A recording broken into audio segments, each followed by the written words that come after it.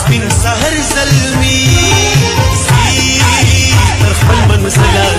زی تر خپل منزل تا سره ملازی تا سره ملازی لخکر زلمی دا د سپین سحر زلمی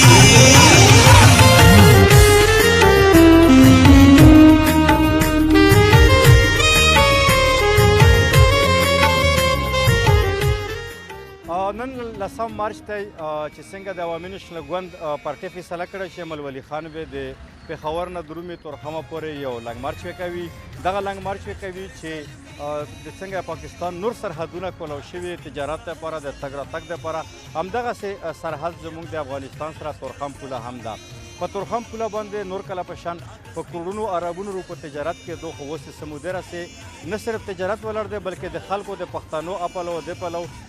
تګ راتګ هم بند شوی دی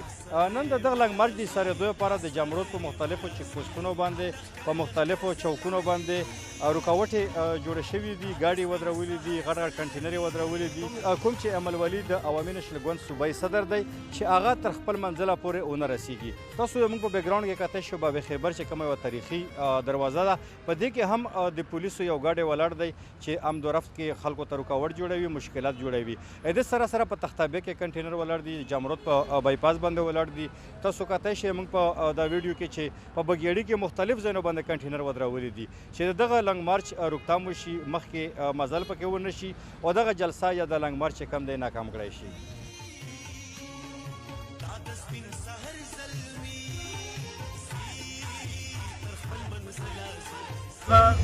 بدقسمتي ده د اف په دور کې مونږ خپل رهبر ولی خان راوستلی دی جمرود ته هم راوستلی لنډي کوټک ته هم راوستلی نورو ډلو لتلي دي او هغو خپلې جلسې کړي دي خو بدقسمتۍ نه نن سبا داسې نادیده خلک په دغه ریاست کې راننوتلي دي چې هغه په زور لا اینډ آرډر سچویشن پیدا کوي خو انشاءالله مونږ پوره منریلي ده خپل منزل ته ورسوي خیال ساتي دا ټولې ډرامې دي دا د دوی هغه حقیقت راښکاره کوي انشاءالله دا به موږ دنیا ته ښکاره کوو چې په طورخم بارډر باندې کوم ظلم د پښتنو سره روان دی انشاءالله چې دا به موږ ټوله دنیا په دې باندې خبروو نن د ایمل خان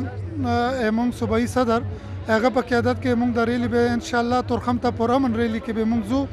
ټول پښتانه به ورسره او طورخم نه باجوړ نه وغله ته چمن پورې چې څومره بډرې دي او پښتنو تجارت ته رکاوټ دی موږ د هغې باره کې د احتجاج ریکارډ کوو او انشاءالله د ټولې لارې د ټولې دا به موږ خلاصوو او موږ به भरपूर कोशिश وي چې موږ 0 پوینټ طورخم ته ځان ورسوو انشاءالله موږ خو دا ډېر واضح ویو چې پښتانه د وار اینډ ټیرر نه پاس د اقتصادي دهشتګردۍ شکار دي